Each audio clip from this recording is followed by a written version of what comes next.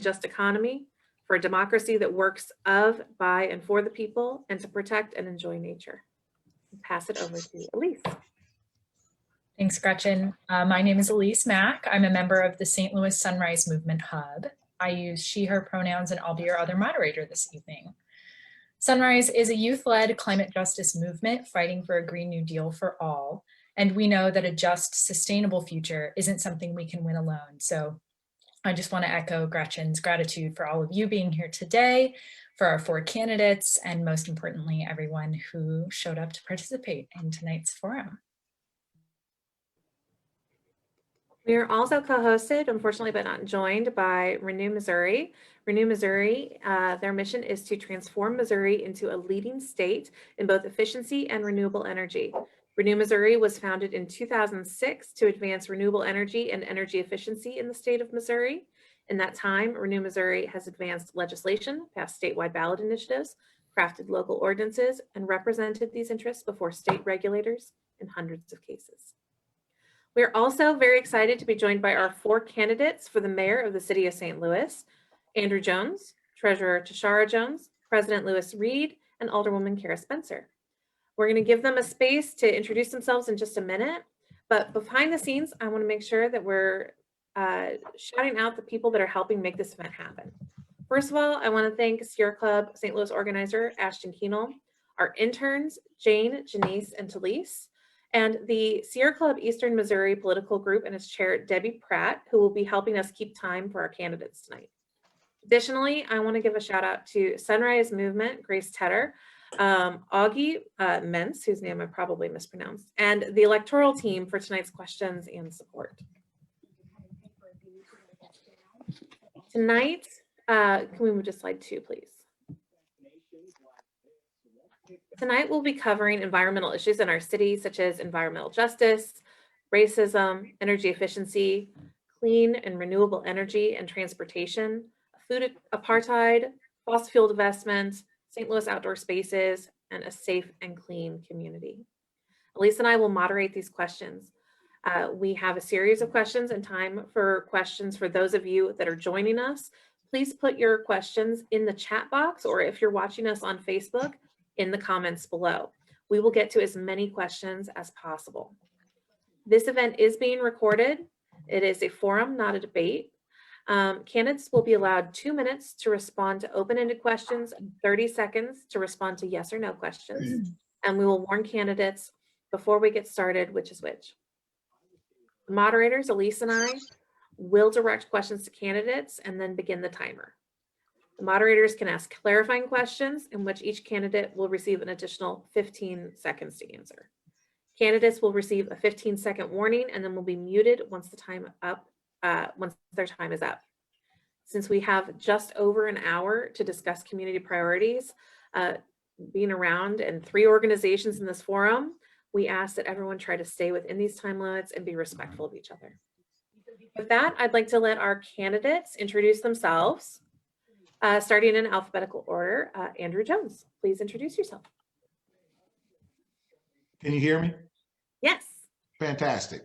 I'd like to introduce myself to some, present myself to others. My name is Andrew Jones, a 25-year corporate executive, been in the electric utility business for my entire professional career, so that's over 40 years of being involved with something that certainly dovetails with what we're talking about tonight, environmental issues, things of that nature. So certainly I'm looking forward to answering questions in that particular realm. But I would also like to bring attention to the fact that I've been a resident of the city of St. Louis since I graduated from Lincoln University with a BS in economics and a minor in business administration since 1982. I've been thoroughly involved in the community, working, volunteering, in the 1990s and 1980s, digging up, making sure that people get opportunity. And I moved on to become a corporate professional, and I've extended those same types of leniencies and those same type of dedication and commitment to helping people since I've been around. I am looking forward to having a complete discussion today because St. Louis is in trouble. I open up by saying this all the time. 4 years ago, I mentioned that we were at a crossroads. Now we're at a point of no return. we certainly have to implement things that will necessarily move us forward so that we can move forward as a city and to take advantage of the opportunities that's absolutely necessary to help the city progress. Thank you so much. Treasurer Tashara Jones.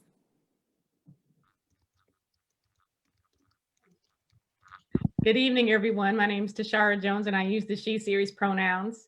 Since I began my career as a public servant, I've worked to make sure that the St. Louis we hand over to the next generation isn't as broken as the one we inherited.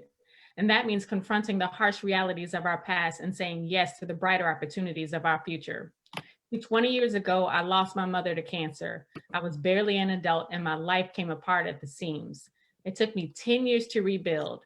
I worked hard, but I was also lucky. I had a father who loved me, a grandmother who prayed for me, and a family that wouldn't let me fail. Today, everyone isn't so lucky, because where does a child go when a member of their network comes down with COVID? Or what does a mother do when a bullet erases another innocent child's future? These and many questions go unanswered while the city goes about business as usual. It's time to say no to business as usual and say yes to a St. Louis that's ready to tackle the 21st century. You should be able to succeed here regardless of your skin color, who you love, how you worship, your zip code, or any identity you hold. I want to build a city where each and every one of you feels welcome. And I know that we can do that together. This is about all of you, whether you live in Penrose, Holly Hills, or everywhere in between.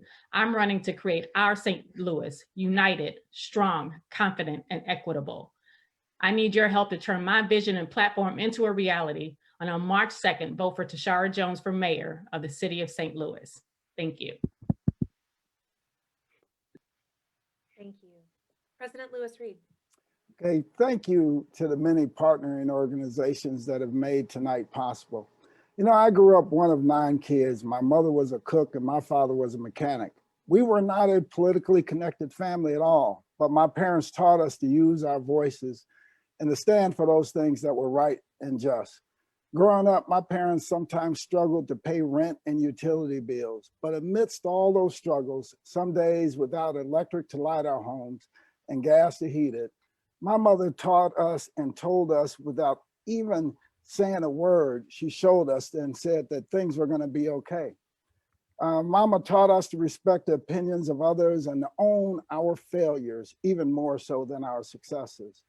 As president of the board, I've often drawn on the lessons instilled in me as a child, which has driven me to pass legislation and introduce programs that have had a major impact on the lives of the people of St. Louis, resulting in creation of thousands of jobs, expanding youth programs and services, full accreditation of our public schools, removal of illegal guns off our streets, greatly expanded senior programs and services, increased small business resources, adoption of both a local and regional sustainability plan, investing in our neighborhoods, a law mandating minority and women-owned business inclusion, and millions of dollars in COVID relief funding.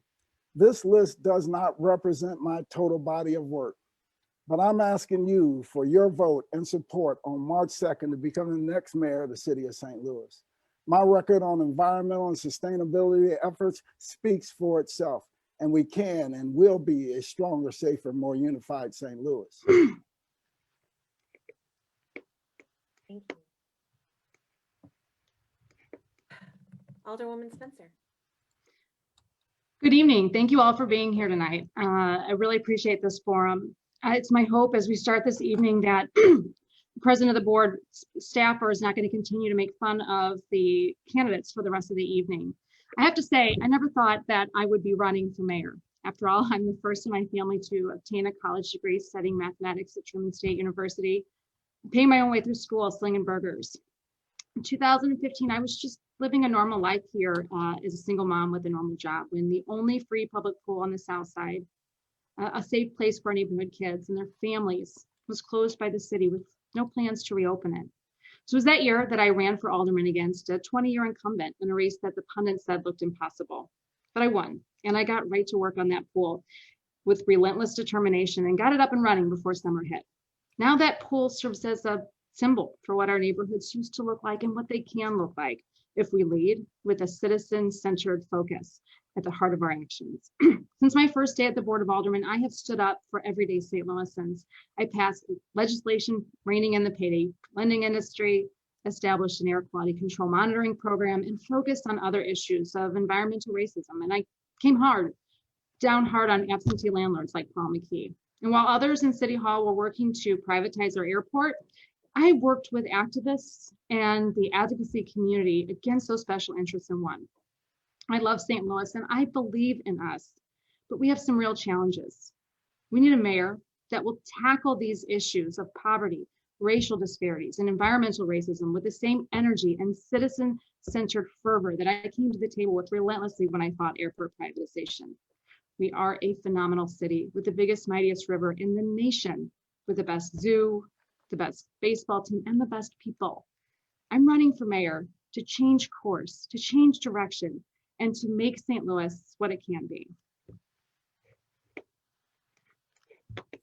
Thank you so much. Thanks for having us tonight. I really do think that given the actions of Mr. Willis to the other two candidates here, that we should ask him to keep his camera off tonight. Thank you, everyone. I do want to remind everyone, please, if you are not speaking, if you are not one of the mayoral candidates or one of the moderators, please turn off your speaker and your microphone. And please, if you are able, turn off your camera. We love to see smiling faces most of the time. But unfortunately, I do think that in this case, there are some distractions. If there are distractions, if there are folks that are causing issues, we will not hesitate to ask you to leave. Please turn off your cameras and turn off your microphones. Thank you. All the candidates will continue to go in this order, alphabetical, but we will rotate. So if you went first this time, you're last next time. If you were second, you're first. So I'll make sure to call out names as we move forward so nobody gets lost. But we want everyone to have a chance to talk first and not be the only one talking first. I'm going to get started on our next order, or our next section here, which is to begin our questions. And I'm really excited about this. The following questions are focused on energy efficiency and clean energy. A just transition to 100% clean energy, renewable energy, is vital to the health of our planet and our community. A just transition from fossil fuels to clean renewable energy would stimulate a healthy economy and a clean environment. According to the NAACP Cold-Blooded Report, Black and Brown communities are bearing the majority of health burdens from fossil fuel pollution. In 2017, the City of St. Louis Board of Aldermen unanimously passed Resolution 124, which called upon the City of St. Louis to develop a plan to transition to 100% clean energy in the form of wind, solar, and energy efficiency measures by 2035. However, many of the policies suggested to achieve this goal have not yet been introduced or passed. How will you ensure that the City of St. Louis meets or beats this goal by 2035? Candidates, you will have 2 minutes to answer this question, starting with Treasurer Tashara Jones. Yes, thank you for that question. And yes, that was the resolution was passed was a very lofty goal to try to reach. And right now, I don't need to explain to anyone that we're in the middle of a pandemic and our revenue sources are strained right now. However, that doesn't mean that we cannot still invest in renewable energy and meeting that goal. So I would propose that we take a look at that resolution as well as the 2013 sustainability program, work with the staff that has already been working on this to see where the gaps are in funding, where the gaps are in if there are ordinances that need to be passed, work with our Board of Public Service to see if we can put bids out to address that, and then also work with our energy companies to see if there are grants available to try to make sure that we can secure funding to move towards that goal that the resolution has outdated or has outlined. And so it'll be hard and it'll take a lot of work, it'll take a lot of money, but I'm sure that working together with the updating the sustainability plan, working with the director of sustainability, we can work towards that goal. Thank you. President Reed. I think that we can still meet it. You know, part of what comes with energy efficiency is also cost savings, right? We can operate more efficiently and more cost effective. So part of what we need to do with the city is to work on benchmarking and behavioral changes within departments across the city, begin to budget differently and include in it these changes within all of our city-owned buildings at the same time. We need to appoint an energy manager so that it is they watch and they benchmark our buildings and facilities and help set us on a pathway to operate more efficiently. You know, I had the pleasure of introducing Resolution 124 and working with volunteers to put together the Pathways report. And I'm so thankful to a lot of the people who worked on that, and I'm sure some of them are watching tonight. They did a tremendous job in putting that report together. We have begun introducing ordinances to change some of the things and to, start us on that path, but there's still a lot of work to be done. Part of one of the biggest things we have to do is create a stronger partnership with our local energy provider, Ameren UE. Ameren UE has been very open and very willing to set aside time and also create programs so that we can work with other business partners to create collaboratives to all move toward clean energy all at the same time. So things are moving well, still a lot of work to be done. It's a goal that we absolutely must meet if we want to turn this planet over better than we received it.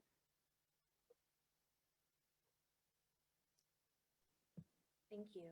Alderwoman Spencer. Thank you. Benchmarking is great, but that's just a reporting requirement. And resolutions are nice too, but those don't really have any teeth. What we really need is enforcement. And what I'm really excited about is the Building Energy Performance Bill that was put forward and passed by the Board of Aldermen last year under the leadership of Alderwoman Heather Navarro. We're so lucky to have professionals at the Board of Aldermen, policymakers who come into this realm with a real history and understanding of environmental policy. And the building performance and the building energy performance standards are really an area where we're leading in the nation. And if elected mayor, I'm going to lean into the professional experience that Alderwoman Heather Navarro brings to the table, having served as the executive director of the Missouri Coalition for the Environment for many years, and bringing a love and understanding of that work to the table. So leaning into her and the work that was done under her leadership at the Board of Aldermen is going to be a key piece to bringing down those emissions. We know that over 70% of emissions in the city of St. Louis are because of our buildings. And so in order to really bring those numbers down, we're going to have to lean into the building standards that are really impacting the emissions in our community. Mr. Jones. Having over 40 years of experience in corporate electric utility business and owning our company, owning propane companies, owning gas companies, I have a thorough understanding of how electric utilities are dovetailing with the need for sustainability, green energy, and the like.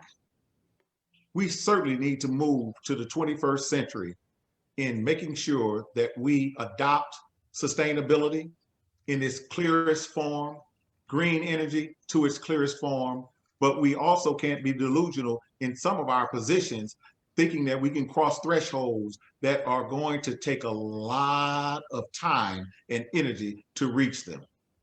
When we look at sustainability, we're looking at sustainability in areas of wind that doesn't necessarily fit the portfolio standards here in Missouri, Illinois, because they just don't work. But there are other options with solar that are growing, even in EV.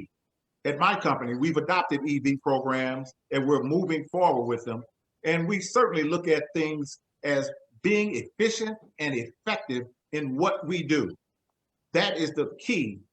We also know that we have LEED programs, we have energy efficiency programs, we have everything necessary to move us to the 21st century, but certainly we can't jump things, because even with the Highway Defense Act in 1952, we certainly had to move forward at a pace that was acceptable and reasonable to get things accomplished. We just can't jump forward and miss the steps necessary to get us where we need to be in order to ensure catastrophes like what's happening down in Dallas doesn't impact other places because of the absolute dependence on wind turbines, and they froze up, and we have the brownouts and blackouts that we're experiencing right now down in Dallas. We have to be judicious in what we do. All right, a quick This question. is so we're moderators only for now, please. Okay. This is a follow-up question from Renew, Missouri. So we'll go in the same order as we did before, starting with Treasurer Jones. You'll have 2 minutes to answer, but related to renewable and energy efficiency. And what is your plan on holding utilities accountable to our city into making renewable energy not only in line with the goals laid out in Resolution 124, but also affordable and accessible to all citizens and residents? So one of the ways that you can hold, well, I don't think that a mayor can hold a utility company accountable for anything, because that power lies with the Public Service Commission, which is appointed by the state. However, I think that we can work with our utility companies to make sure that we are progressing towards that goal. But as far as holding someone accountable, that's not within the mayor's purview to do that. President Reed. Before I take that question, this is a forum, not a debate, correct? Because if it's a forum, not a debate, you want to hear from us about our ideas and what we plan to do, opposed to, taking jabs. So I would ask you to ask the Alderwoman from the 20th Ward to do that. She took jabs at the Pathways report, but I would bring her attention to the fact that the name of the report is Pathways to 100% Clean Energy. And the building standards that she referenced came from the goals that we set out in the Pathways report. So it'd probably be important to read it and understand what it's supposed to do. And again, I'm so thankful to all of the people who spent all of the volunteer time that they spent for 18 months to put it together. Whoever the next mayor is, it is absolutely essential that they not just understand what's in that Pathways report, but have a commitment to putting it in place, opposed to what we're hearing tonight. So I would ask the Alderwoman from the 20th to keep her comments germane to the subject in front of her, and not to continue to take jabs. To that end, are you going to answer the question?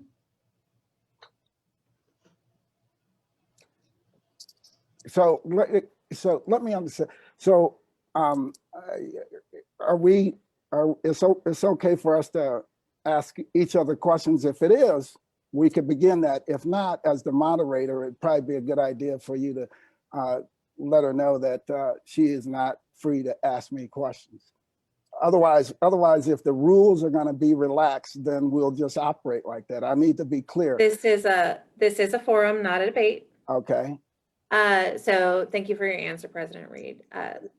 Alderwoman Spencer, would you like to answer the question about how you would hold our utilities accountable? Hold on for a second. Before we go further, I would just ask that you are clear with the Alderwoman from the 20th that she is not to butt in and ask me questions, just like you told me a little bit earlier. I just want to make sure that we're on even footing here.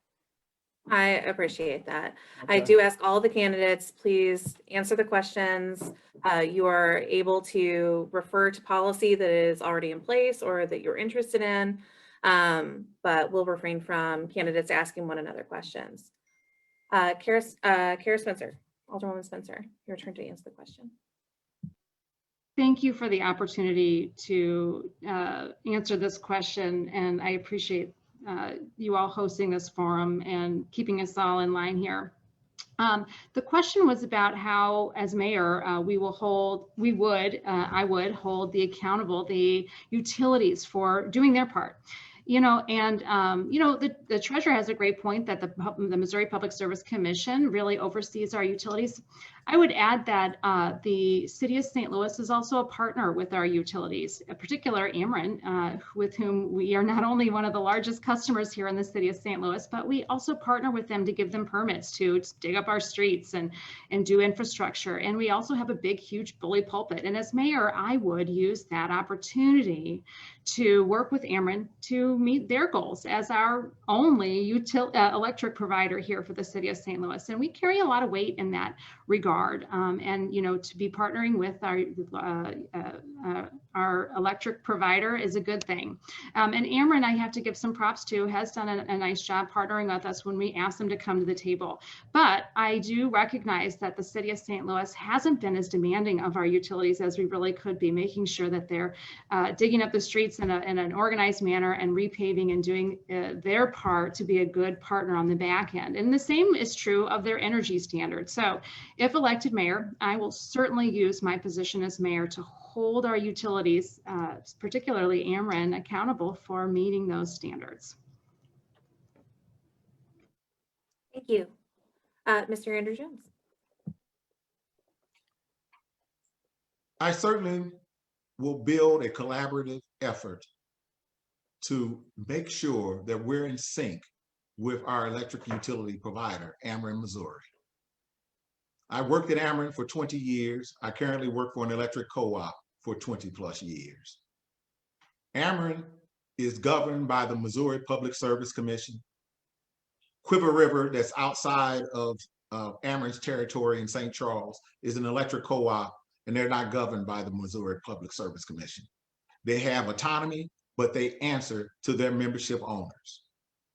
Ameren answers to the PSC, and there are guidelines in which they have to follow. Rates are structured based on what the PSC provides for Ameren, and what we want to be able to do as a City of St. Louis, which if you look at the portfolio of Ameren, the City of St. Louis is nowhere near a major customer for Ameren, nowhere near it at all, because we have major companies that they deal with, and I can go down a list that are absolutely significant, but they do uphold a standard to provide services that reach the nines, 99.9999% of the time. Electric utilities want to be able to ensure that you have power quality, power reliability, and that is utmost important, particularly when they have to be reviewed by the Missouri Public Service Commission.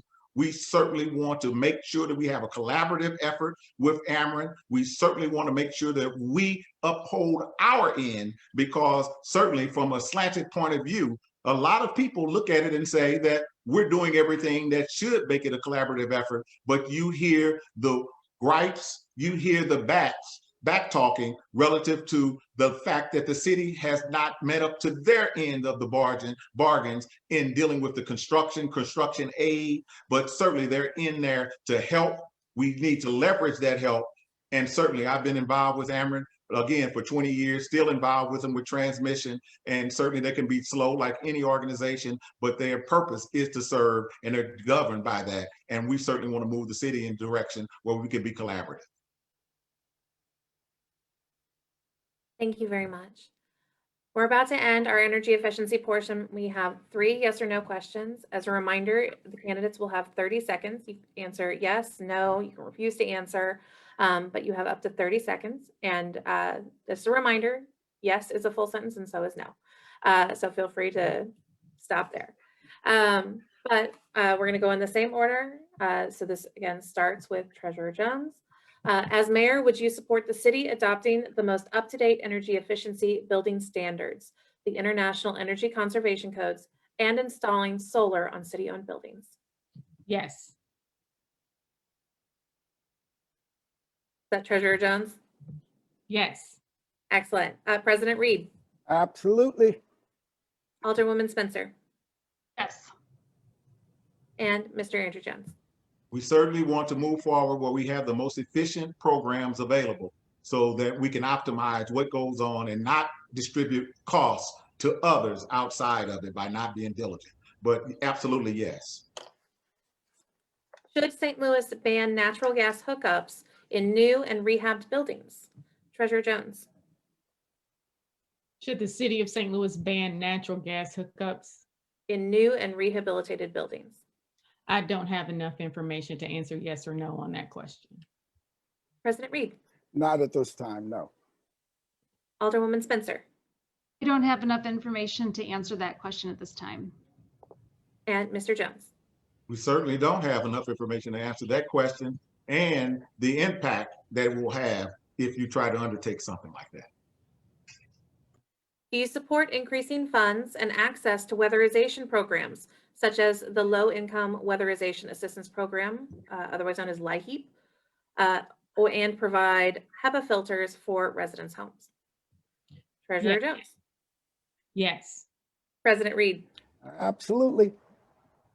Alderwoman Spencer, Absolutely. This couldn't be more important. and Mr. Jones. I've been doing this for over 20 years, and that's nothing new. The utilities do provide this type of help. Excellent. Thank you so much. I'm going to pass this over to Elise for our transportation section. Thank you all. All right, the next section is going to be about transportation. Just as a reminder, on this round, we're going to start with President Reed, then move to Alderwoman Spencer, then to Mr. Andrew Jones, and then finally to Treasurer Tashara Jones. So the first question, although public transportation can potentially increase mobility in residential areas with low vehicle accessibility, the St. Louis Metro, the Metro Transit System, prioritizes commercial areas over residential areas. When Metro released its first long-range plan in 2010, it noted that focus group participants identified expansions of services into North and South City as their top priorities. Although Metro has since opened a new transit center in North County, it has not yet expanded service in North City. 2 yes or no questions for the candidates, starting with President Reed. Do you support investing the $40 million currently set aside for public transit in project design and engineering for bus rapid transit lines along the original north-south route, as well as other alignments, and to prioritize federal funding for completion of those routes? Yes. Alderwoman Spencer. I do, yes. Mr. Jones. More study needs to be done, even with the tax increase that was allotted for expansion. When they did the studies, they found out that they needed absolutely more money. And therefore, we need to find out how you're going to raise the money in order to do an expansion. And Treasurer Jones. Yes, the Treasurer's Office funded the update of the North-South MetroLink study. So yes, I do support that. And the final yes or no question in this section, do you support applying for the proposed $10 billion highway removal and community investment program? Again, starting with President Reed. I didn't hear the question, so sorry. Sorry, no Mr. President Reed. I didn't mean to interject. Oh, no. Kind of glitched. The question was, do you support applying for the proposed $10 billion highway removal and community investment program? Yes. Alderwoman Spencer. Yes. Mr. Jones. There's no problem with applying for anything. Yes. And Treasurer Jones. Yes. Excellent. I'm going to pass it back over to Gretchen for our next section. That was a fast one. Great news is we're perfect on time right now, y'all. Our next section focuses on outdoors for all and equitable access to the outdoors. We will start with Alderwoman Cara Spencer, then moving to Mr. Jones, Treasurer Jones, and President Reed. Will be our order. COVID-19 has highlighted the critical role of public accessible green spaces like city parks in our communities. The outdoors not only benefits our mental and physical health, it benefits the health of our society. While St. Louis has a number of high quality parks, not everyone has access to the transformative power of the outdoors. Historically, St. Louis neighborhoods were intentionally divided by class and race, which leaves low-income folks, Black, Brown, and families of color significantly less likely to live near a park. Many other city parks without outside funding to support, with the outside funding that supports them and the Parks Department's maintenance have been left in states of disrepair. As mayor, What steps would you take to ensure every city resident has access to safe, engaging, and well-maintained parks? You have 2 minutes to answer, starting with Alderwoman Spencer. Oh, this is such an important question. I live in one of the neighborhoods that doesn't have a park. So this morning when I went out to get my fresh air in the snow, I had to, just go along down in the commercial district by the riverfront. And so really living through that, understanding how important it is to have walkable access, especially on a day when you can't get in your car, is so critically important. So as mayor, if elected, what I will do is really start by focusing on the parks that we do have and ensuring that parks throughout our city have the equipment that they need. And that sometimes is going to look like applying for grants. And the 20th Ward here, for example, Gravway Park, which is a phenomenal park here on the south side, needed a facelift. And we partnered with Kaboom to do that, finding creative ways, recognizing that we're going to have difficulty with our budget, making sure that we are taking advantage of every single partnership that we can to shore up the parks that we do have, and looking for opportunities to turn our vacant space into parkland is something that we can and should be doing to make sure that all residents, I think really one of the important thing here is to make sure that we take a really good, serious audit of the walkability and the accessibility throughout our city. We have so many plans and studies, but we don't have a real good look at how accessible, high quality, and safe public spaces, outdoor public spaces that are free are to our residents. And so we'd really need to start there to make sure that the distribution of park assets are equitable. Thanks so much for recognizing that and bring it to the conversation. Mr. Jones. Well, I've been known here lately as the plan man, and I haven't had an opportunity to talk about community development. Green spaces utilization, turning brown fields into green fields, all of those things are within the community development plan, where you have every stakeholder involved so that you can help develop a plan where there's distribution that's equitable across the city. There are tools, there are grid tools, high-speed grid tools that will assess and determine the inequity that may exist in the dispersion of and the distribution of parks. We can take care of that. We can utilize those green spaces, as I mentioned before. It should be a focus, an absolute dedicated focus, to make sure that when we commit to a community development plan, that we discuss those benchmarks, those points of interest that are absolutely necessary in order to ensure that everyone has walkable places. You will have a segmented component part that talk about places, bike paths. All of these things are included when you do the assessment of what we want as a community to ensure that everyone has access, equitable access, and if not, it's because we did not plan for it. Everything and all the answers that we are looking to get answers to is built into developing the comprehensive, thorough analysis plans that will target all of these consequential issues that we're talking about. We've moved in this direction because we don't have plans. What I'm submitting is that this is an absolute must, that we develop economic development plans and community development plans. And this is one of my #1 tasks to get on board with to get started. Thank you. Treasurer Jones. Yes, I believe that when the original planners of the city planned this city, they made sure that almost every neighborhood already has a park. But what we haven't talked about is, are those parks safe for our children, and are those parks walkable, or are those parks usable? I happen to live right next door to Ivory Perry Park, and there are too many nights that I more than not, that my son and I go to sleep to the lullaby of gunshots in the distance. So how do we make sure that our parks are safe, even though there's already an ordinance on the book saying that you can't carry guns in parks? People do it anyway, and there's no way to enforce that.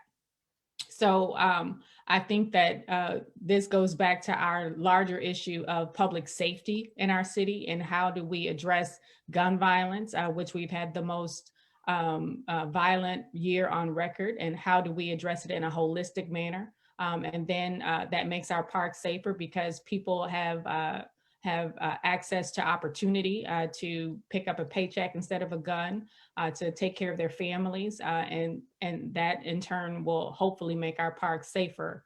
We also need to make sure that we are allocating the right budget amounts to take care of our parks, because we're not a poor city, we're a cheap city. We've refused to invest in the things that will move the city forward and keep our citizens safe.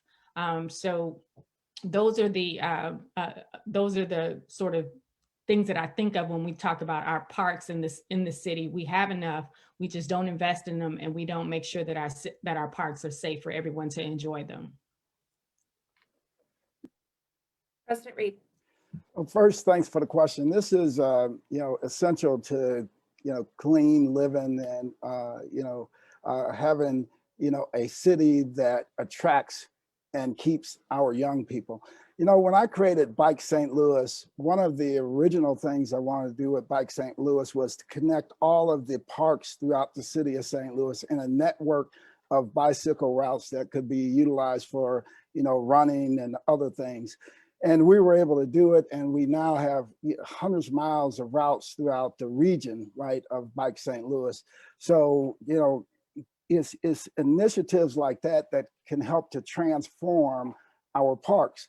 Think about this: the parks that are the best taken care of across the city of St. Louis are those that have private entities also donating to them. Forest Park with Forest Park Forever, Tower Grove Park, Water Tower Park, right? These parks have private entities that also donate funds to help with the upkeep, maintenance of parts of the park. And when we look across the city of St. Louis, a lot of our pocket parks in neighborhoods, they do not have those generous benefactors.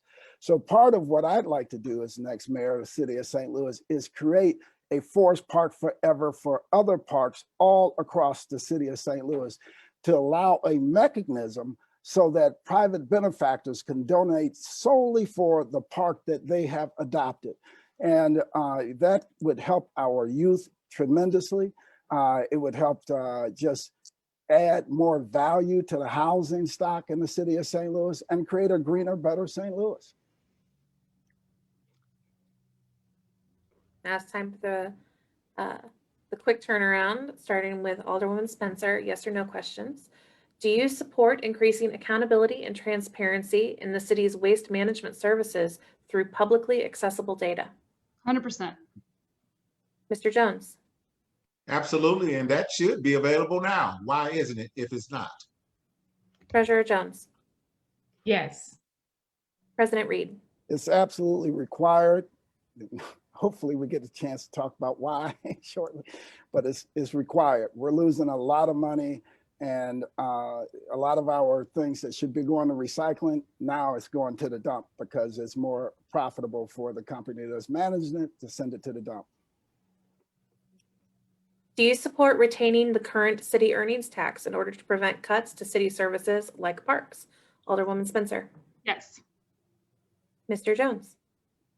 We need the city's earning tax because if it's not there, the current status would mean that the city would collapse financially. We're already in dire straits, and we certainly can't afford not to have the city earnings tax, even though I personally don't like it, but I know it's needed. Treasurer Jones. Yes, I support retaining the earnings tax. And President Reed. Absolutely, yes. Thank you. Passing it over to Elise for our next section. Thanks, Gretchen. So our next section will be about regional collaboration and fossil fuel divestment.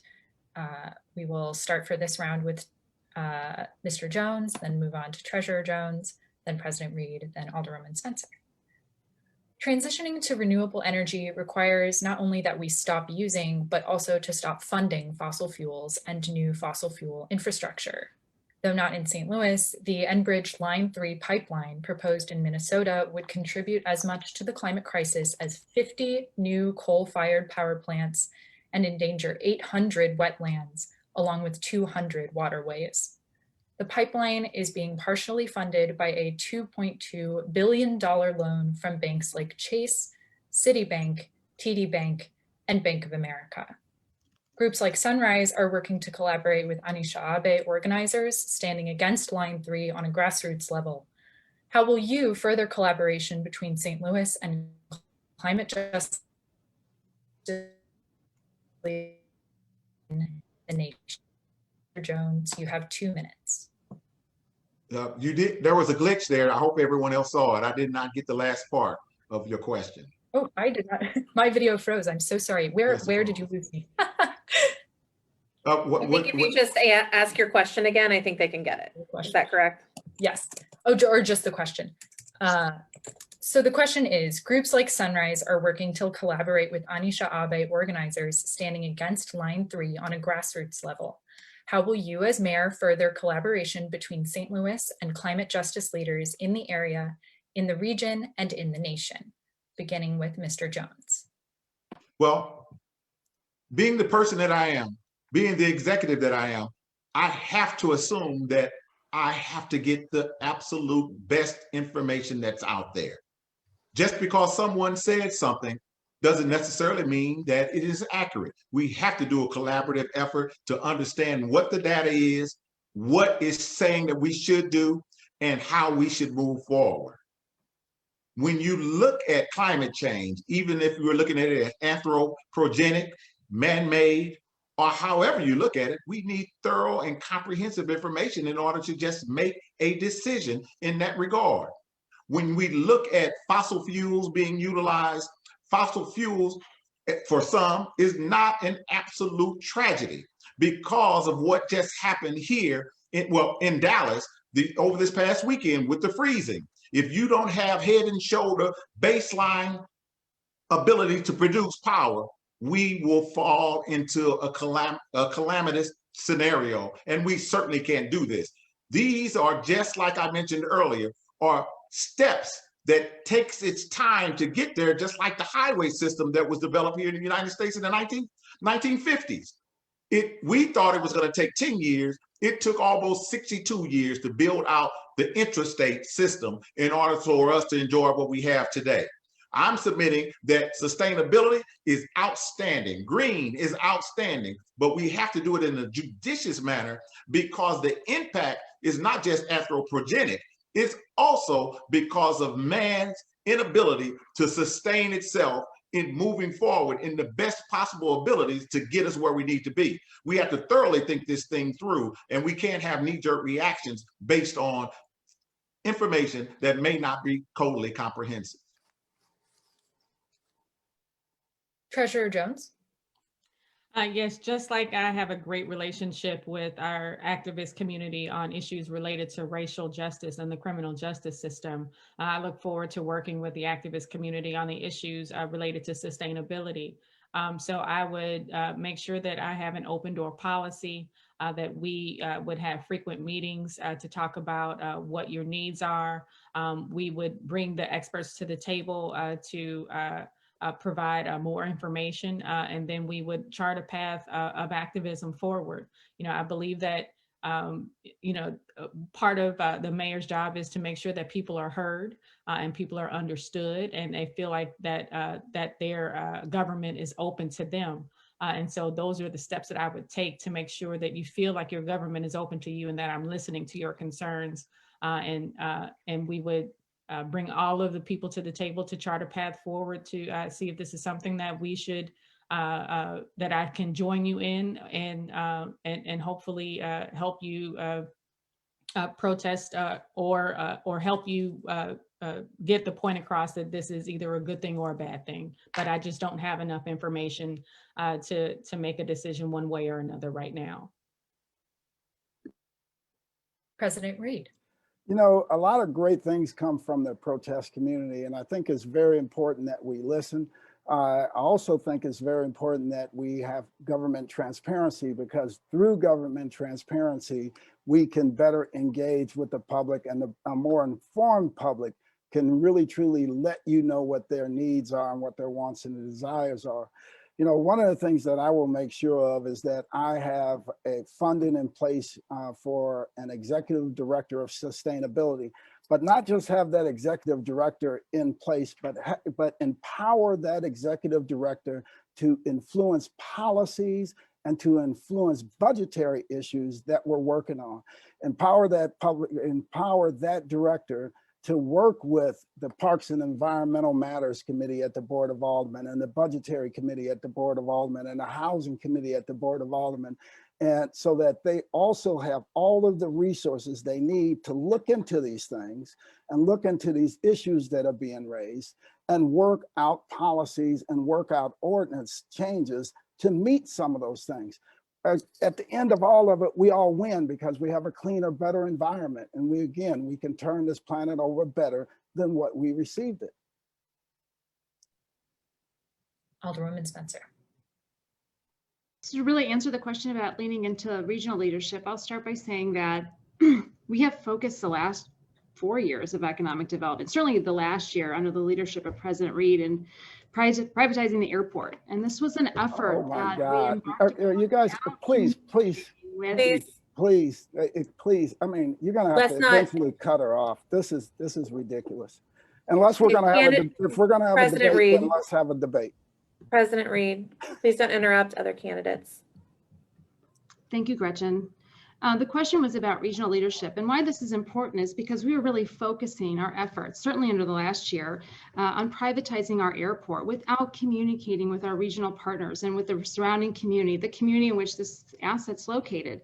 And it's that type of posturing that really breaks down our ability to act regionally on other important issues. That will not happen under my leadership, and that is why, as an alderman, I joined my regional colleagues in government by joining the executive board of the St. Louis Municipal League, which is the regional organization of elected officials. And representing the city of St. Louis there, I am the first representative in 100 years representing the city of St. Louis. And it's building on those relationships with regional leaders, national leaders with whom you don't always agree, but finding that overlap where we can build consensus is going to be key. We need to lean in to our activist community with whom we may not always agree, but it's important to lean in to learn exactly what's going on and to be better informed as policymakers as to the real underlying issues. We know that when people are motivated to take real action, whether it is in the streets or on pipelines, there's a reason behind this, and it's our duty, it's our job as elected officials representing our constituents to lean in and listen to exactly what's going on there. Failing to do so is really creating and fostering divisions that are doing nothing but hurting us as a broader society. And so, if elected mayor, I will be leaning in to our activist community and to our regional leaders to build consensus where we can. Thank you. Unfortunately, President Reed, we don't have time in the schedule for any sort of rebuttals, but I am going to ask everyone 3 yes or no questions related to regional collaboration and fossil fuel divestment. We will go in the same order. We will start with Mr. Jones, and again, these are 30-second answers. First yes or no question. Will you stand in solidarity with the Indigenous Anishinaabe organizers and regional and local allies who stand against Pipeline 3 by refusing campaign funding, tax breaks, and lobbying meetings with fossil fuel companies and climate change deniers?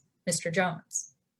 My answer to that is that we have to talk to everyone. Just because someone has a differing of opinion, we have to have all the information to determine who are we going to line up to, because if we don't, we politicize these scenarios, and that's what we don't want to do, is politicize things that are absolutely possibly necessary.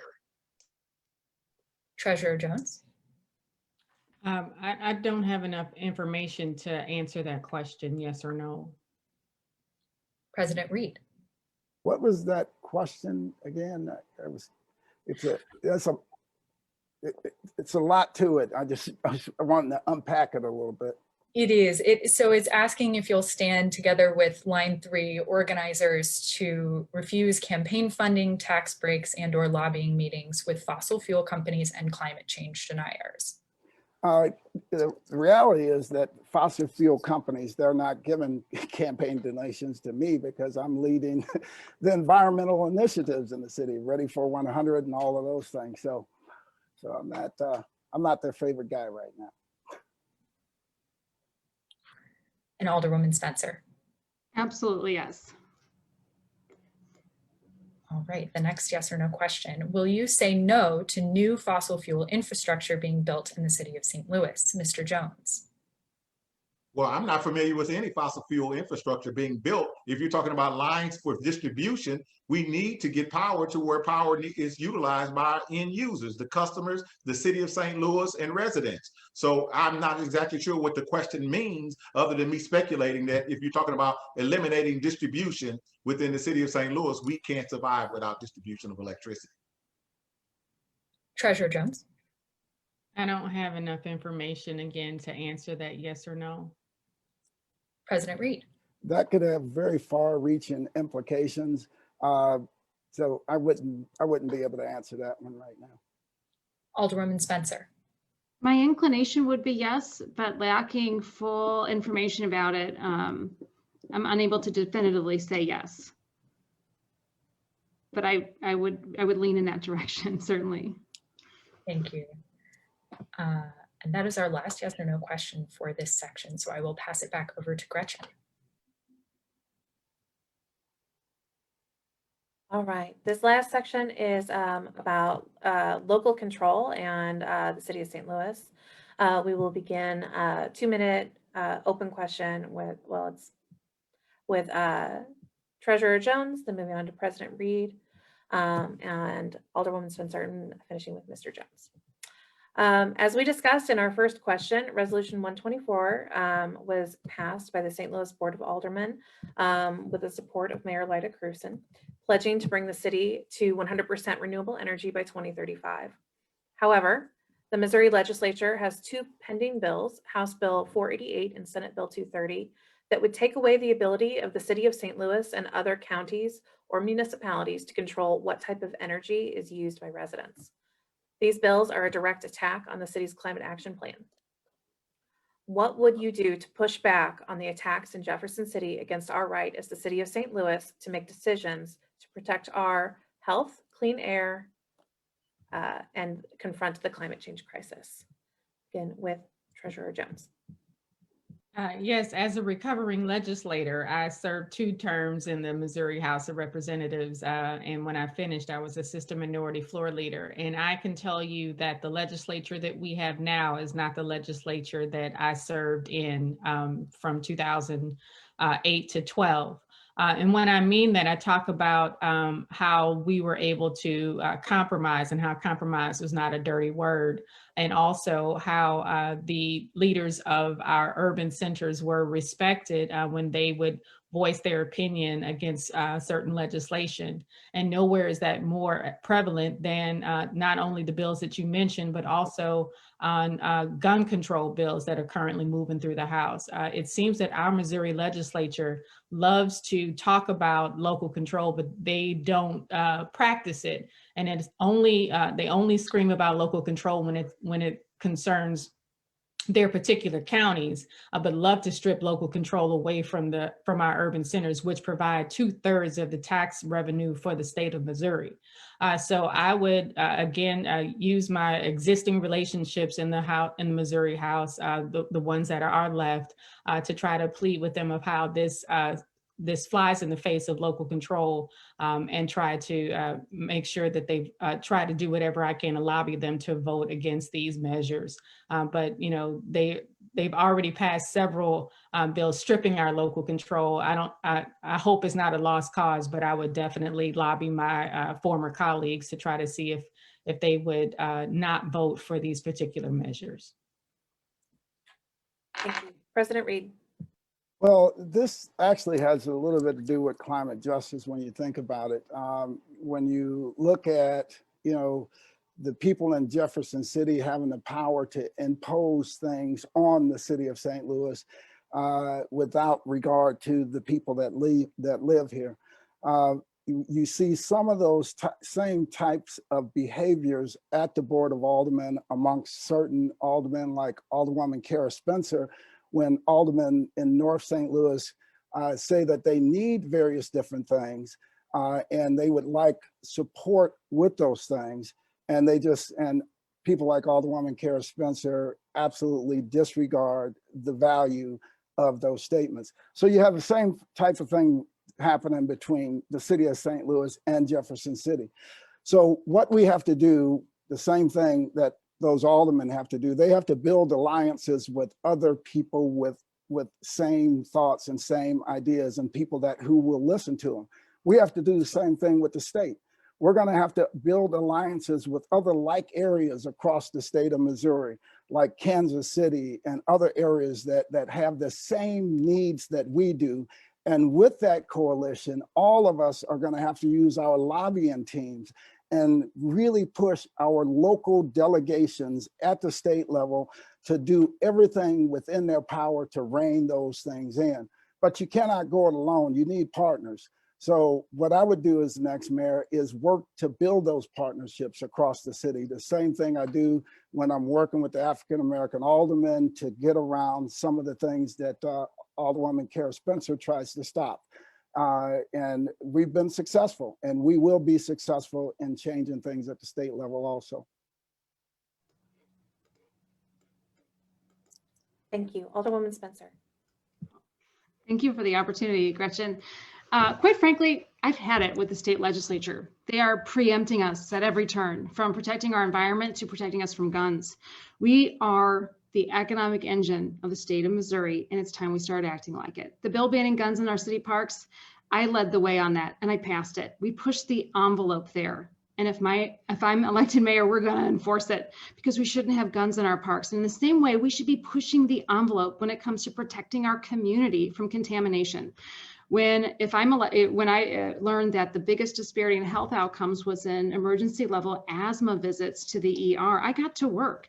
I learned that the state of Missouri stripped away our local funding to enforce our own laws when it came to asbestos and demolitions. And so I worked with our health department, both in the city and the county, to pass an ordinance creating stricter laws related to demolitions to protect our community and put that protection in place. And if elected mayor, I'll take that same approach. It is time to start acting like we are the economic engine of our region, pushing the envelope. And if the state of Missouri wants to come to the table with preemptions, I say bring it on. You know, the money that we will spend fighting our own state, we will save by protecting our residents from gross contaminations and from other issues of, quite frankly, environmental racism. When the biggest landholder, one of the biggest landholders in North St. Louis, Paul McKee, was letting our properties, the properties he owned, just degrade those communities, I stepped in and passed an ordinance, finally putting in place building code violations for the biggest slumlord in the city of St. Louis. And you know, it is recognizing those deficits and taking appropriate legislative action when necessary to get us there. Thank you. Mr. Jones. Could you repeat the question? Absolutely. The question is, what would you do to push back on the attacks in Jefferson City against our right as the city of St. Louis to make decisions to protect our health, clean air, and confront the climate change crisis? Fantastic. There are limitations. We have a city charter, and there's a hierarchy that exists. This is why you build collaborative efforts. This is why you build consensus with other legislative bodies so that you can move in a direction that is apropos and that is best for the citizens of St. Louis. I think we have to keep in mind that there are parameters, there are limits, and you also have to take into consideration that within the city of St. Louis, we have residents who have a right, a constitutional right, to be able to exercise their civil liberties in order to make decisions. So if we're talking about climate change and the varying issues associated with it, we have to take into consideration how members, customers are going to choose their right to their providers. And if you're building up a portfolio for your membership and for utility that's structured with an Ameren IOU by the PSC, and is also with Quiver River and others who impact areas in this companies in this area. We also have to coordinate and work with them, and they have autonomy to operate the way they want to. But we're taking away the ability of residents to make a decision on what they want their portfolio to look like. And we should not have direct control over what individuals choose as their direction and their choice for making power decisions. So this is a continuum that you have to look at, and it's not just one dimensional. It's not just activism. It's not just advocacy. It's a myriad of all of those things to ensure that the end user, the people, the residents, have a choice in influencing what happens in the environment. That way, that's the way that we move forward, giving people choice, giving them opportunity to make that decision based on the portfolio of energy that they want to serve their homes. Passing it over to Elise. Thanks, Gretchen. Our next section will be about food apartheid. This will consist of 1 2-minute long answer question and 2 yes or no 30-second responses. We will be starting with President Reed, and the question: building a sustainable future for all means giving all St. Louisans equal access to the resources that they need. Today, Black residents are almost twice as likely to have limited access to healthy food as white residents, 11.9% of Black residents compared to 6.3% of white residents. 2 key factors contribute to this disparity: the low number of grocery stores and markets with fresh foods in majority Black neighborhoods, and the difficulty people have reaching more distant stores because many do not own cars and are poorly serviced by our current public transportation infrastructure. As mayor, how will you ensure that all St. Louisans have access to affordable, healthy food? President Reed. Well, thanks for the question. You know, years ago, I worked with Yours Market to get it open so that we can begin the process of eliminating the food deserts. Yours Market wasn't able to sustain, and it had to close its doors. It is absolutely essential that we eliminate the food deserts all through North St. Louis. It impacts everything that we do. It impacts how the kids do when they go to school, you know, the incidences of acting up, all sorts of things, their ultimate growth and development, all of those things are impacted by these food deserts. So as the mayor of the city of St. Louis, I will put in place a plan directed at eliminating the food deserts, because we can do that. That is one of those things that's actually within reach. I mean, we're sitting here when we introduced Resolution 124 to move to 100% sustainable energy, clean energy. That is a very lofty goal. Eliminating food deserts, that's a goal that we can reach, but we have to have a deliberate plan to do it. So I will put a plan in place. We've already done part of it through our economic development framework that's put in place. That gives us some of the tools and some of the framework to begin to lay out a network of shopping options throughout North St. Louis to address the issues of food desert. Alderwoman Spencer.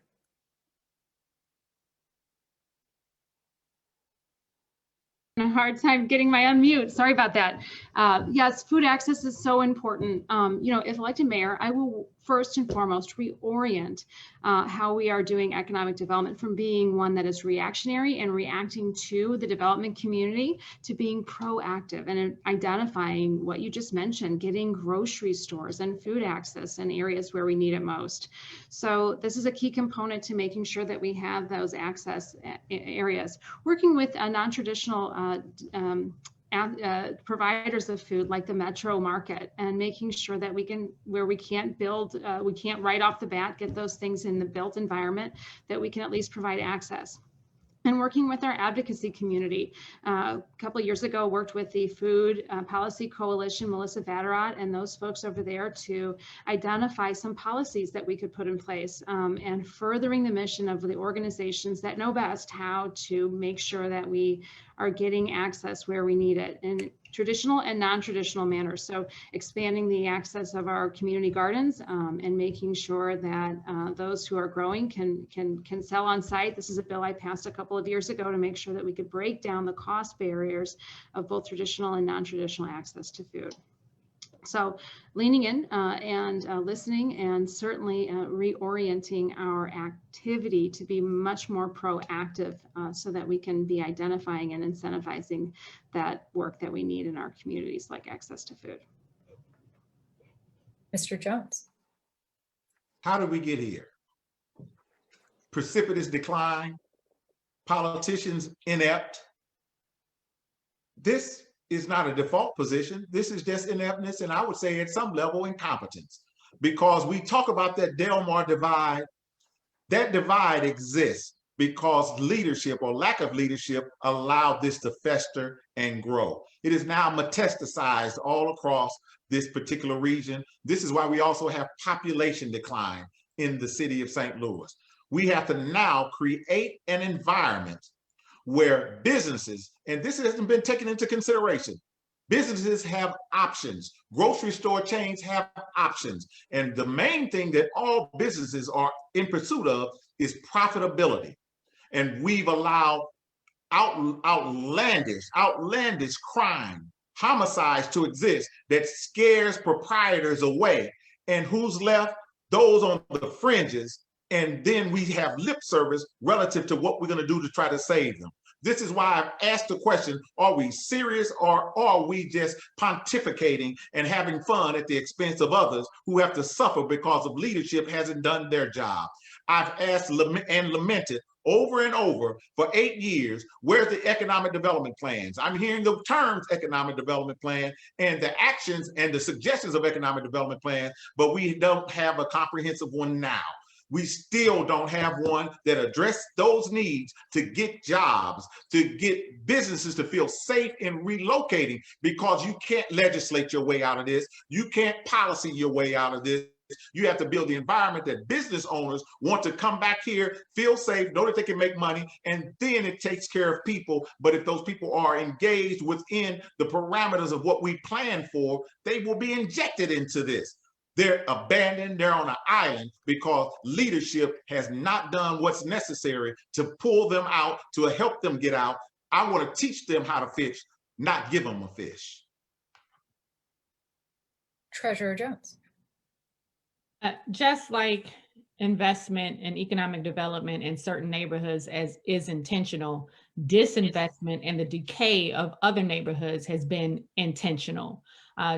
Over the last, over my lifetime, I remember when North St. Louis was not a food desert, that there were grocery stores within a healthy driving distance from my home on West Florissant and Riverview. There were 2 stores actually near our old home. And what's happened? We made the intentional decision, meaning our government made the intentional decision to stop investing in North St. Louis and parts of South St. Louis, and those neighborhoods decayed and those grocery stores left, and they left and the people had and then they became food deserts. So as mayor, I'm going to make intentional decisions and intentional investments in North St. Louis and parts of South St. Louis, in neighborhoods that haven't been invested in decades. I mean decades, because the recent report by Nicole Galloway showed that of all of the tips and tax abatements, 52% went into 4 wards. That is an intentional decision by leadership, and that needs to stop. So we need to use tax abatements and tips for what they're supposed to be used for, which is making sure that investment wouldn't happen but for those tax abatements being present. And as mayor, I'm going to make sure that there's intentional investment in our communities to rebuild those communities, because people have abandoned them, because the stores have abandoned them, because the government made an intentional decision to abandon those neighborhoods. Thank you. We have 2 yes or no questions for you all in the food apartheid section. The first question, do you support funding for community gardens to help residents grow their own fresh food in a sustainable way? President Reed. Absolutely, and to create more community gardens with a bunch of the vacant LRA lots. Alderwoman Spencer. Absolutely. Mr. Jones. I'm for helping people, but I certainly want to ensure that we have a plan and not take a willy-nilly approach and put Band-Aids over shotgun wounds. It has to be focused attention. Treasurer Jones. Yes, absolutely. And I would offer my little sad garden in my backyard as a part of it. Oh, that's a wonderful thought. Do you support, final question in this section, do you support directing city funds towards increasing the number of grocery stores in low income and majority Black neighborhoods? President Reed. Absolutely, and also block grant funding can go to help this also. I went to tour a site just last week that I'm hoping that we are able to get open as a new grocery store in North St. Louis. Alderwoman Spencer. Yes, this is a form of reorienting that economic development appropriately. Mr. Jones. This is business development, and businesses have a choice. We have to be thorough in our assessment of what's needed, and we have to find a way to build those collaborative relationships with those business owners who want profits. And we don't have direct control, but we can certainly be collaborative. And Treasurer Jones. Yes. Thank you all. I'm going to pass it back to Gretchen for our next section. All right, this is our last section before we open it up to everyone else. I want to thank everybody for sticking with us for this long. If you need to, please be human. This includes our candidates. Feel free to turn off your camera for a second, stretch, grab some water, whatever you need to do. In this next session, we're going to be talking about safe and clean communities, just specifically surrounding environmental justice and environmental racism. We will start with Mr. Andrew Jones and then move through the list. Tackling the climate crisis, fighting injustice, and protecting our communities requires a bold transformation in our city and around the world. We must adopt bold policies that slash toxic pollution, fix crumbling infrastructure, reduce climate impacts, and generate good union jobs. The St. Louis Environmental Racism Report states that more than 50% of low-income residents and 48% of Black residents in our city face energy burdens that are more than twice the citywide median. This means that those folks are paying more for the utility per cap by their salary than other folks in the city. This is exacerbated by poor housing quality and inefficient buildings leading to health problems from air pollution, mold, and lead.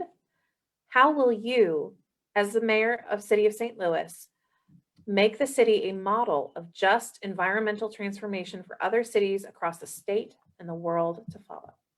Mr. Jones. Well, you do that, again, with your economic development plans, your business development plan, and one other that I would add. You also have to have your workforce development plan. As I ended the last statement, I talked about teaching people to fish as opposed to giving them fish. We train people. We get people employed. So not only do they have to just look at affordable housing, they look at market rate housing when you have a job. And we can't forget about what has happened.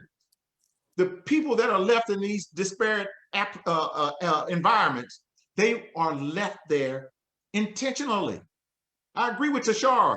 They left them out of any planning. This is why planning is so critical, because now you can designate what is absolutely necessary to help people. We keep putting a dress on a pig and want to call it a lady. It's not. We have to be intentional and purposeful in trying to help people by developing those frameworks that get people involved so that they will not be left behind. You can't legislate or policy a business that's not there. They don't have to come to St. Louis. But if you create the environment that makes it profitable for them to be there, and we get people trained up, we can get this marriage together so that everyone will rise when the tide rises. Currently, that is not the case. No one wants to be accountable about a real economic development plan that is comprehensive, scorecards, thresholds that's necessary and needed, so we won't keep leaving people out of the bounty when you become the mayor, that you put these things in place so it will be a comprehensive look where you do bring them on, because we don't have a personnel problem.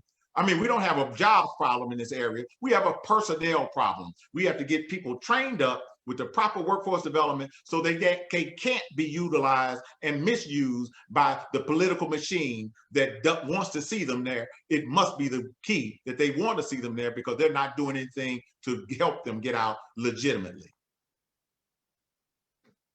Treasurer Jones. I'm sorry, can you repeat the question? Absolutely. How will you make St. Louis a model of a just environmental transformation for other cities across the state and the world to follow?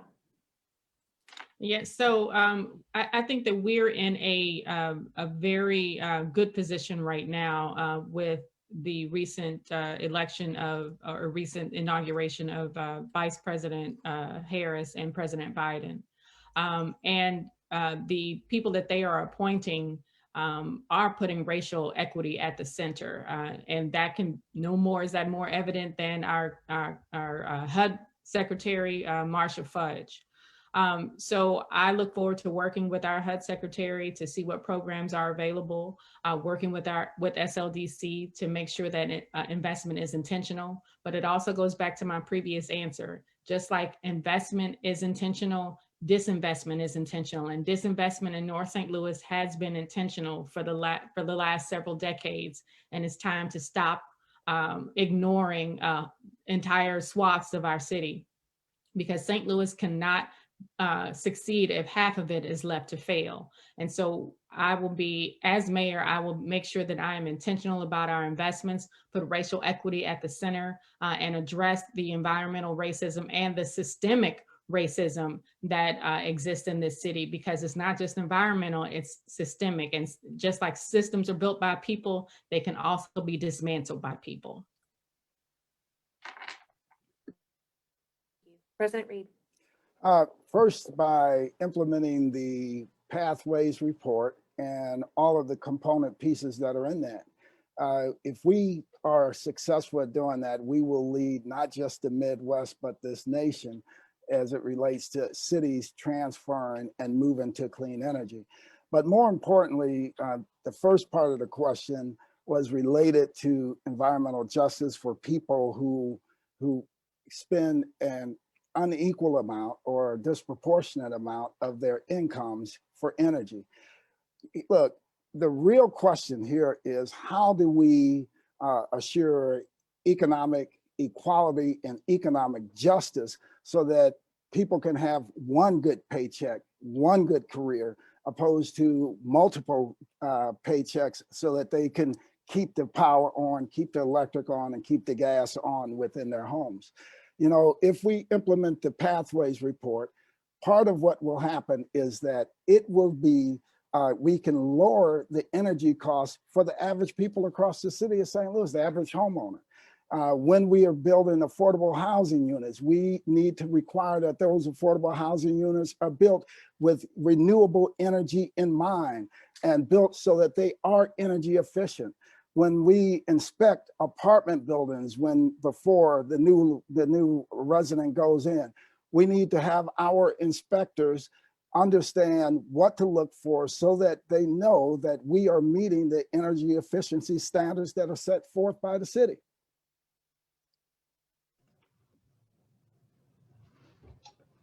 Alderwoman Spencer. Sorry, you cut out. Did you call me? I think, yes. Okay, great. To be a model, we need to do several things. There are so many. I'll start with good public transit. You mentioned on the front end, the city of St. Louis has been collecting around $16 million a year and currently has around 45 million in a pot for public transit expansion. This was an issue that was passed by the voters in 2017. I'm going to put that money to work, and I'm going to lean into St. Louis County, who passed a similar initiative in 2010, and they've collected well over $100 million. And we're going to look, just as you suggested, at bus bus rapid transit. We know that light rail is simply not feasible with the money that we do have and without leaning into other structures. So we're going to get serious about expanding our public transit in an equitable way that we can afford to pay for right now. We need safe streets and safe neighborhoods so that our city can become walkable. In order to do that, we need a plan to get us there, and we need the funding outside of the current mechanism. We currently lean into our aldermen to develop our street plans in our neighborhoods, and it's unsustainable. Our aldermen don't have the tools nor the funding to really comprehensively build safe, walkable communities. And so if I'm elected mayor, we'll work on building a comprehensive plan for making our city, our streets, our neighborhoods walkable. And lastly, we need to really focus in on how we are getting rid of the massive amounts of garbage that we're collecting. Not only are we failing to have transparency and communication about whether or not we're recycling, what amount is actually getting to a recycling plant versus a landfill, but we're allowing garbage to collect ad nauseum in many of our alleys and creating a grossly unsafe environment for our communities to have to live in. And if elected mayor, I'm going to make sure that our garbage is collected reliably, efficiently, and that we are transparent and open with the general public about what it is we're actually doing with our trash. Thank you. We've got 3 yes or no questions that we'll ask all of you. As a reminder, you have 30 seconds to answer. And all of these policy priorities came from the St. Louis Environmental Racism Report, which Sierra Club was proud to partner in creating. So, do you support improving air quality monitoring systems in low-income minority neighborhoods? Mr. Jones. I have no problem with monitoring. Again, that's about data analysis so we can make the most comprehensive, best decision to help people in need. Treasurer Jones. Yes. President Reed. Yes.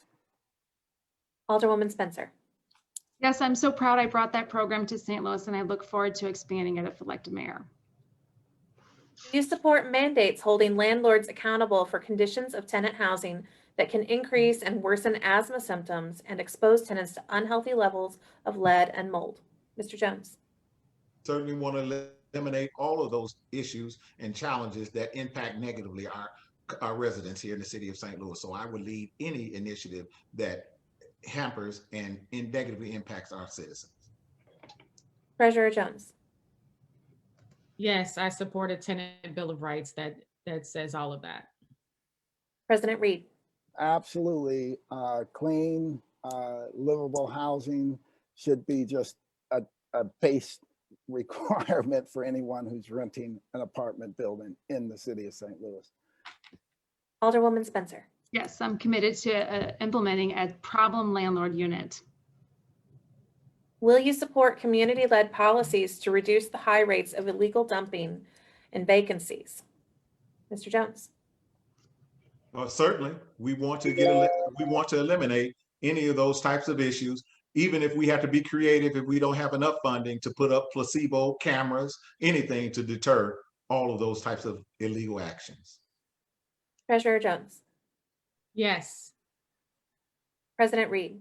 Absolutely. This issue disproportionately impacts people of color. And in some of the neighborhoods north of Del Mar, we need to have more cameras, more enforcement, higher penalties, so that people understand that if you dump here in the city of St. Louis, you're going to pay a high cost for that. So as the mayor, I will lead the charge on it. Alderwoman Spencer. Absolutely. We need a lot more of this. We have reached the end of our organization's questions, and now we have some questions from the community. Some of you may know that if you registered for this event in advance, you had an opportunity to ask some questions in advance, and we have some of those listed here. We also want to recognize that the chat is disabled right now. So my helpers in the background, can you please look through people's cameras? If you have a question you want to make sure we ask, please scroll to the bottom of your screen. You should see a little happy face that says reactions. Click any reaction that you want. I will put up a celebration one right now so you can see what it looks like. When we see that reaction, we will know that you have a question and we will put you on what we call stack. And then we will call on you one by one to come off mute and ask your question. Candidates, you will have 2 minutes to answer each question. We'll try to get through as many as we can in the next half hour. The first one that we have is, what are your plans for improving our city's recycling, trash, and streets program? And we'll start with Treasurer Jones.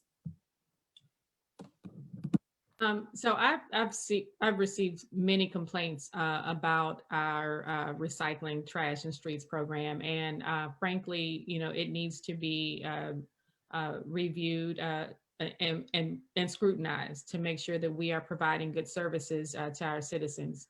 The few things that you depend on your government to do, one of them is picking up the trash on time and making sure that what is recyclable is actually recycled. And so I look forward to reviewing our current trash program and every program within local government, because everything is going to be on the table. There are no sacred cows. Everything's going to be reviewed and scrutinized and put a plan together to improve it so we can make sure that we are delivering great services to citizens, because you pay our salaries, you pay for trash pickup, and you should know that it's working well for you. President Reed. Look, trash pickup used to be free, but now we pay for it. And at the same time, we came in with the single stream recycling. So people currently believe that all of that stuff that they put in those recycling bins are being recycled, when the fact of the matter is that very little of it is being recycled. The reason why is that the refuse contract leaves it up to the vendor to decide what is recycled and what makes it to the landfill. But guess what? They get a higher cost per ton for putting it in the landfill. So the most important thing that any mayor can do is to gut that contract, redo it, and change it so that there isn't an incentive for dumping things in a dump. There's a higher incentive for recycling. Alderwoman Spencer. First and foremost, I am committed to making our trash pickup a much more equitable system. Our current refuse, the deployment of services, is an example of systemic racism, of how we distribute and pick up garbage. This is why, because for one, we have all of our refuse drivers are assigned routes, pick out routes based on seniority. And the oldest, most experienced drivers pick the nicest routes, and they also pick the nicest trucks. So when we don't have enough trucks to operate, they're usually the routes that are less sought after. And those are the routes that most frequently don't get picked up. And so understanding how this works is an important piece of making sure that we get it fixed, and we get it fixed right. And so if elected mayor, I'm first and foremost committed to undoing this system and making sure that the deployment of the limited resources we do have when we are down trucks, which is much more frequent than we currently talk about, we know that is distributed equitably. And so if we're failing to pick up garbage, we should spread that failure equitably throughout our city so that some are not accumulating more garbage in areas than others. But we need to be transparent, as we talked about earlier, with the contracts, and making sure that our residents first and foremost know where the garbage that they're putting in both the green, brown, and all the bins, where they're actually going. Mr. Jones. One of the first things you do when you take over a department, you make an assessment. You determine where the efficiencies are, the inefficiencies, the incompetence, where the productivity is coming from.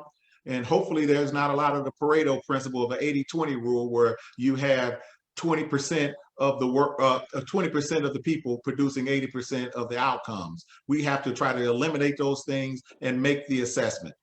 When I go around the city and I talk to people, I hear all the negative laments and refrains about trash not being picked up on time, things of that nature. And we certainly have to ensure that we move forward to make sure that we follow the guidelines, make sure that the policies that are intact are working for as many people as possible. One of my major refrains, one of my major belief systems, particularly when you deal with economics, is that we're trying to do the least amount of harm. We're not going to have perfection anywhere in any other jurisdiction or any other opportunity that exists, but we certainly strive for the least amount of harm. We will move in that direction. We will assess. We will make sure personnel are being productive across the board. We can't have high producers and low producers. We can't have disparity of whether or not someone goes into a particular area, or even think about if someone goes in a particular area, whether or not they're our best. We need to have everyone operating at an absolute effective and efficient level so that we will eliminate inequality of treatment and services standards in our departments in the city of St. Louis. And that's certainly what I'll be striving forward to, making sure that we move in that direction. Excellent. We have a little bit of a stack. Our next series of questions, we're going to start with President Reed and then move on to Alderwoman Spencer, Mr. Jones, and Treasurer Jones. And so I'd like to welcome, and I'm going to mispronounce your name, Maysam Raje, to come off mute. Please tell us how to pronounce your name, since I know I mispronounced that and I apologize. And if you can tell us where in St. Louis, either your ward or your city or your neighborhood that you live, and then your question. Hello, my name is Maysam, so you almost got it, and I live in Sunset Hills. So my question is for all the candidates, and the question is,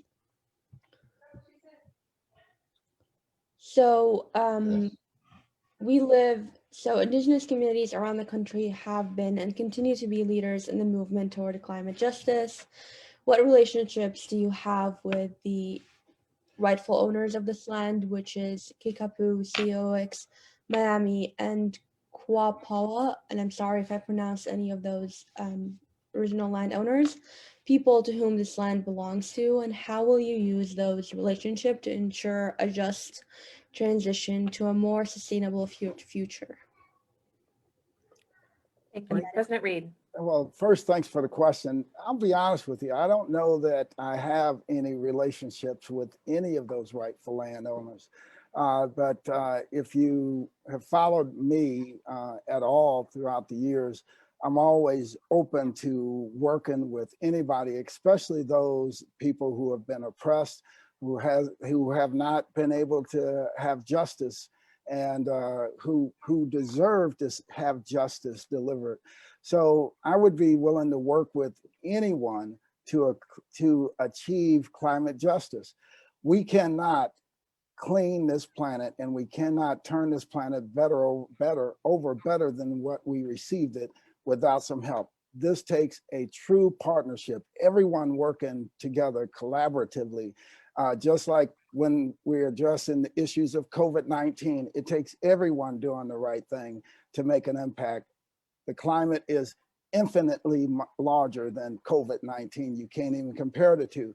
So you can imagine the uniform, collaborative fashion we have to work with as a species to change what is happening on our planet. So I'm open to working with everyone to make that change. Alderwoman Spencer. I'm so sorry. I had to step away for just a moment, and I just didn't hear the question. So if you could chat it to me, I would be happy to come back to it. Sure. Just so folks know, the question was basically, how will you consult with Indigenous communities, and what relationships do you have with those communities? So we'll move on to Mr. Jones, and then Treasurer Jones, and then Alderwoman Spencer. Come back to you if that's all right. Mr. Jones. I have no problem. I believe that there is a difference between activists and advocates. I believe that the fundamental understanding that everyone has a human right to be treated equitably across the board, to not be prejudicial against others, and that crosses everything along the continuum. We can't move forward with presumptions, accusations, innuendos about who has ownership right of a land or who doesn't. What we do know is that we're all human beings. And across the board, what I can promise anyone is that no matter who your significant other is, your belief systems, what you embrace, does not deter me from treating you as a human being. It also does not prohibit me from making sure that others don't discriminate against you as well. I believe in equitable treatment across the board. And as far as talking about indigenous populations, I've traveled the world, I've met people from all over, and I have no biases or prejudices. I come open-handed to everyone. Again, across the board, being a humanitarian the way I am, I'm saying I want to make this place a place of civic excellence where everyone has an opportunity to get out and compete. It is not my job as mayor to choose winners or losers. My job is to create the environment so that everyone could change their trajectory if they want to do so, and to not be prejudicial against others in their pursuit of their constitutional happiness. Thank you. Treasurer Jones. So I'll be totally honest with you. I don't have very many local relationships with Indigenous people. However, I have some relationships on the national level, and have supported my friend Paulette Jordan, who recently ran for Congress. And we're both members of People for the American Way, which recently endorsed my campaign. And I totally understand that this country is not ours. We are living on borrowed land or stolen land, and we should take care of this land accordingly. So I look forward to building relationships with other Indigenous people in the tribes that you've mentioned. I have an open door policy and have built relationships with people from other backgrounds, and look forward to learning what your needs are and how I can best serve you as mayor. Alderwoman Spencer. Sure. Our Indigenous communities aren't as active here as they once were, and recognizing that is a very, very unfortunate reality. And we need to understand what we can do to reestablish the activity here and the relationships here that we can build. If elected mayor, I will work with those along the Missouri River, some of whom are still very active in the region, and can collaborate with those folks who are still dependent on that river. I think, leaning in and building relationships to strengthen the actions of the Indigenous community here is something that I would have to lean into you all and to others involved to make sure that we're doing right by the folks who have the most history here. Rajiv Ravalapati, again, share your name, your ward or your neighborhood, and your question, please. And we'll start with Alderwoman Spencer this time. Sure, thank you. Excuse me, my name is Rajiv. I am in the 9th Ward. Full disclosure, I do work for the city of St. Louis for our building division. I'm not a St. Louis native, but I've been living here for almost a decade now. One question I have is related to the position of the sustainability director here in the city of St. Louis. That position is no longer under this administration a member of the mayor's cabinet, but currently is housed underneath the Department of Planning and Urban Design. Somebody mentioned enforcement. It's great to have policies, but it's also greater to have the right implementation strategies and enforcement with a policy and a position. The sustainability director has never truly been given any real power to affect some of the city's climate goals and work with the board and the mayor's office. As mayor, what would you do to actually give that position real power to make change in the city of St. Louis? Alderwoman Spencer. Rajiv, good to see you, and thank you for your service to the city of St. Louis. I recognize, just as you pointed out, that that position is no longer, has not been in the mayor's cabinet, which means that that person isn't involved in the overall policy making. If elected mayor, I'll bring that back in. I think there was a lot of value to having a sustainability director in the mayor's cabinet and being a part of the decision making in every aspect and helping to kind of drive the overall framework. I think we have a lot of opportunity ahead of us, to be a real leader, a national leader in addressing climate change. And the only way to do that is to take a holistic, a rounded approach, which includes having that perspective in every policy that the administration is moving forward. Thank you. Mr. Jones. Rajiv, I believe that when you develop, and which I've always talked about, your planning, your comprehensive plan within the framework, when you get to methodologies and the process, you also talk about personnel and the direction in which you want personnel to move forward and what their constructs of their obligations are. When you do this, you absolutely embed them in every decision-making and taking a look at it from the perspective of how you achieve sustainability within the framework of what you plan for with the city, but also advocating. Because again, as I mentioned earlier, when you talk about policy and we're talking about trying to enforce legislatively, other institutions that provide our power, you have very little control in that regard. You build consensus and you bring in information and intelligence so that we can see if we're moving in that direction. But this is why it was critical in that other question previously, that we recognize that our customers, our end users will have the ultimate say so in what their portfolio will be, and we can't dismiss that. So therefore, we want to move in that direction. We want to optimize everything we do, and we certainly want to get people engaged so they can bring their expertise so we can try to meet those timelines and benchmarks necessary to reach the goal of some level of sustainability that's acceptable.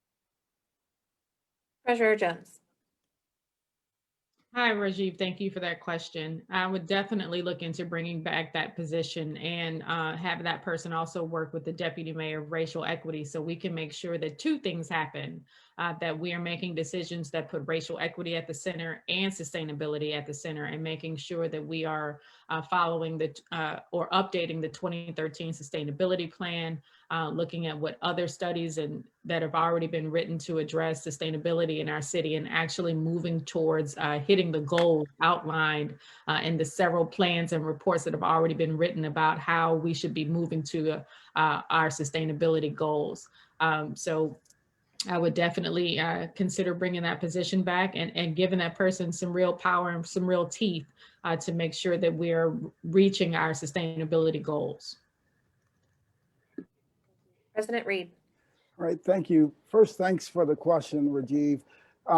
You probably heard my answer earlier when I talked about empowering this position and bringing that position back over. So certainly it would be a cabinet level position. But when you think about addressing the issues of climate change, it's not going to happen across the next 4-8 years or something like that. This is a long-term thing. So what's important here is to distinguish between policy and law. So what I would do, I would introduce an ordinance to empower that position so that no matter who becomes mayor, it could be 30 years from now, that person's power would be outlined within the ordinances of the city. They would have staff, they would have resources and everything that they needed to assure that the city of St. Louis stayed on the right path. So again, I would introduce an ordinance. The ordinance would clearly outline the powers of the position. The ordinance would assure that we had resources available for the position. And the ordinance would assure that that position would always be a cabinet level position. So no matter who becomes mayor of the city of St. Louis, 10, 15, 20, 30, 40, 50 years from now, that this thing will be codified in law. Thank you. I want to thank everyone for their time this evening. Unfortunately, we only have about 9 minutes left. And I want to be really respectful of our candidates' time because they have so generously given us 2 full hours this evening. We'd like to move into closing statements. Each candidate will have 90 seconds to make a closing statement. And I do want to remind everyone that while it is too late to register to vote in the primary, you do have until March 10th to register to vote in the general election. If you want to vote, if you're already registered and you want to vote absentee, tomorrow is the deadline to request an absentee ballot for the primary election. And you can always vote in person on Tuesday, March 2nd in the primary. Polls will be open from 6 a.m. to 7 p.m. As many of you know, voting is going to be a little bit different this election. Proposition D passed in November, and now you are allowed to vote in the primary for all of the candidates which you deem acceptable.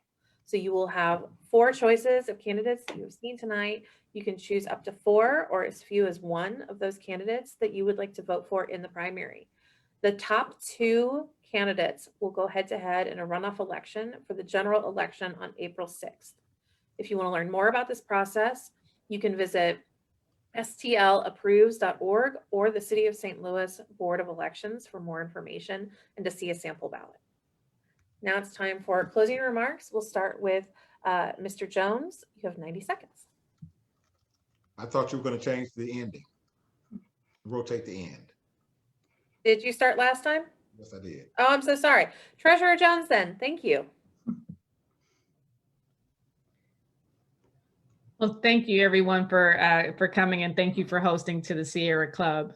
When I was growing up in the Hamilton Heights, Wells, Goodfellow, and Walnut Park neighborhoods, I wanted to be many things, but going into politics was something I said I'd never do. Well, my mama, God rest her soul, said the quickest way to make God laugh is to tell him what you would never do. See, it's one thing to have a vision and a platform, but it's something totally different to actually turn that into a reality. And that's exactly what I've done in the treasurer's office over the last 8 years. I'm the only candidate that has the executive experience of turning a vision into a reality, the management experience of leading a staff of hundreds of people and a budget of millions of dollars, and the relationships on the state and national level to put St. Louis back on the map. I'm asking you to dream bigger, because bigger and better is indeed possible. But this change won't happen automatically. This kind of change, not incremental change, but real change, transformational change, requires a mayor who's ready to embrace a new vision for St. Louis. You need a champion and someone that will fight for you. I will be that mayor. My name is Tashara Jones, and I use the she series pronouns, and I'm asking you to say yes to me for mayor of the city of St. Louis. Thank you. President Reed. First, let me thank each and every one of you for giving us an opportunity to talk about these important issues. And thanks to all the participants who have stuck around for 2 hours, right? Hey, that's a big commitment of time, and I know I appreciate it. You know, I've been fighting for environmental justice before I was ever an elected official. And when I became an elected official, I had an opportunity to work on many, many ordinances to advance the issue of climate justice. And I've been on the forefront of those issues my entire elected career. And I was jokingly saying a little bit earlier, when we would hold protests back in the day, only 5 or 10 people would show up. So now it just makes me feel so good when I see hundreds and hundreds and thousands of people show up for climate justice. So we can be mad at Trump or dismissive of him for a lot of things, but one thing we need to thank him for is waking everybody up again on the climate issue. When he pulled out the Paris Climate Accord, he showed us that those things that we thought were guarantees were no longer guarantees. And it woke us up. So I tell you what, I have to thank him for forcing us to organize again, because we know now that on a local level, it requires us staying organized and staying vigilant to get things done. And I cannot thank the people who worked on the Pathways report enough for doing what they've done to lay out a framework for St. Louis to move to 100% clean energy. And as the next mayor of the city of St. Louis, I look forward to putting that plan President into Reed, your action. time is up. Thank you, Debbie. Alderwoman Spencer. Thank you all for hosting this forum tonight and for everybody who stayed on and stayed late to talk about these important issues. We need to kick special interests out of City Hall, from Paul McKee and Rex Singfield to fossil fuels and airport privatization. We need to get back to the real purpose of government, and that is to serve our human interests. And that means having a safe and healthy environment for all of us to live in. Climate change is going to change the world as we know it sooner than we think. In fact, right around the corner. And it's scary. It's a very real reality. And we're going to see the movement of tens of millions of Americans around the globe. And this is a development that will disrupt and devastate families. But the reality is those folks will need a place to land. And St. Louis can be home to those folks if we put ourselves at the forefront of protecting our environment by electing a mayor who prioritizes human interests over special interests. We don't need a mayor who's going to solve our problems by selling off our airport, who's going to pepper forums like this with a staffer who's openly making fun of other candidates while we're talking. I'm running for mayor because I believe in St. Louis. I believe in a positive vision for our community. We need new leadership to guide us in this new direction, who should be laying the groundwork for what St. Louis can and should look like, a growing and thriving community that works for all St. Louisans, not a chosen few or special interests. I'm asking for your vote on March 2nd, because I'm going to address these real serious challenges ahead with solutions, real solutions, and a gritty, stubborn optimism and an unwavering commitment to the human needs of our city. Mr. Jones. Change is inevitable. Change is something I embrace, but we certainly have to take into consideration the impact and the results that come from making speedy decisions without thinking them through, or even glacial speed levels of decisions that also have negative impact.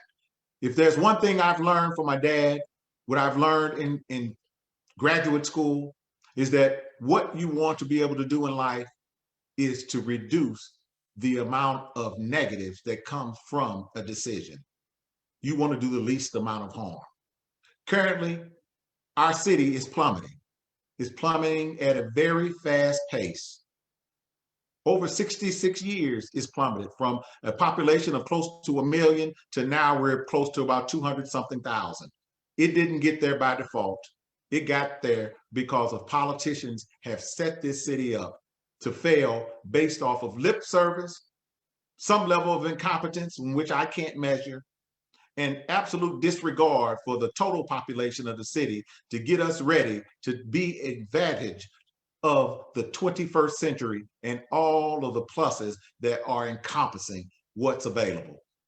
We're leaving key strategic areas out, and that's because we don't have a plan. We need that plan, the plan that I talk about constantly over and over, because if you plan to fail, you're going to fail. And all of these answers can be taken care of, from sustainability to any other category that you want, when you make the comprehensive, thorough plan to get things done. Thank you. Yeah, Thank you to everyone so much for being here today. I want to especially thank our candidates for taking the time out of their very busy schedules when we know that there are other things you can be doing on the campaign trail, although maybe not knocking on doors today. But I do want to thank you all for your generous gift of time and answers. If anyone has anything that they would like to ask these candidates, I recommend that you check out their Facebook pages, their websites, at them on Twitter. And as always, we have also been on Facebook Live this entire time. So feel free to come and ask questions there and review the footage so that you can check out what your candidate said. And don't forget to go and vote. Thank you all so much for your time today. I'll stay on for a little bit if anybody wants to chat or has questions, but I want to make sure that we're respectful